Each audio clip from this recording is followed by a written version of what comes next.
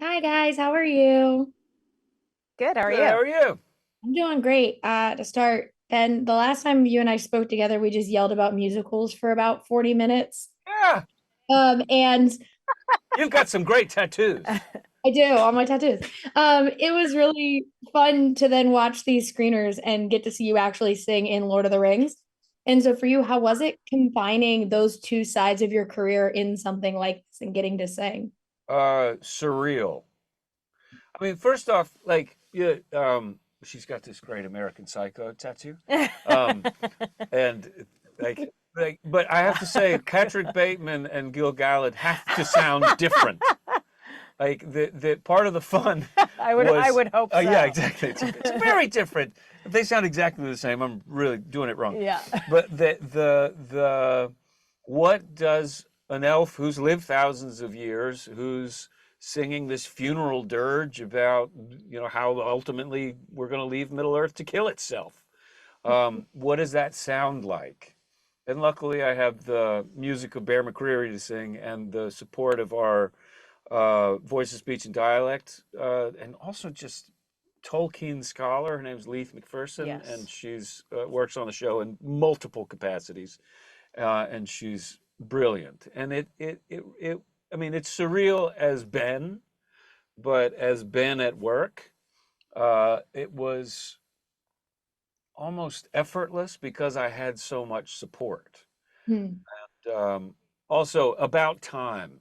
If you know the books, the elves won't stop singing. I mean, the wind blows in the trees and they're singing about it. They see their reflection in a puddle. Guess what I want to do? Sing about it. So it was about Ask and time. ye shall I receive. know, it's about time that the elves sang a little bit. Um, but no, it was certainly one of those, like, top top five moments that happen in a career That's pretty where, cool. yeah, it's beyond cool. That rules. And Cynthia, you have like essentially, granted, it happened at the end of season one, but for most of season one, she is a completely kind of different person. And then she loses her sight at the end, and you go into season two having to kind of change your approach to a character. How did that affect you as an actor in looking at where she is when you guys started filming season two? Yeah, it was interesting for me to sort of have the realization, not that I didn't know this going in, but once she's blinded at the end of season one, there was that daunting task of, oh my goodness, well, is season two going to be an entire season spent, without vision? And not only what are the implications for Midiel, but what are the implications for me in terms of performance and sort of, how I was going to go about it. But you realize that when you don't have the benefit of looking into your fellow actor's eyes, as I would normally do, it does shift something. And you do have to rely on your other senses, listening intently, feeling the energy change in a situation or in the room. And at the end of, or at in season one, when she's blinded, some of my first days on set were from episode 7 of season one. I started blind. That's I right. started the Yeah. work with a blindfold on. And I remember sitting on a mountain, as you do when you're filming a show like this, with a blindfold on and realizing, wow, no one is coming up to me, no one is engaging with me. This is a very sort of closed, cut off feeling. And I retained that because I thought this is quite interesting actually What? that Those jerks I didn't bring you know. They coffee they and just you're on the like edge of a mountain? yeah. Oh, we're gonna have a chalked up production Yeah, about this. talk to them. I But thought you were going through it. They were like, let her just be on the mountainside.